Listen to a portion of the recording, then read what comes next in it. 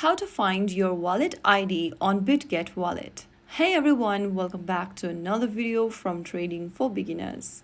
Finding your wallet ID can feel a bit confusing at first, but once you know where to look, it's actually super simple.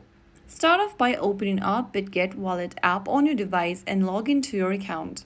Once you're logged into the correct account, go ahead and click on your profile picture at the top left corner, and this will take you to this page where you'll need to tap on your email address at the top, and then on the next page, right underneath your email, you'll see the ID option. Your wallet ID is a long string of numbers and letters. Simply tap on it to copy your wallet address on your device's clipboard. Your wallet ID is essentially your receiving address. It can be different for each cryptocurrency and network, so always double check before using it.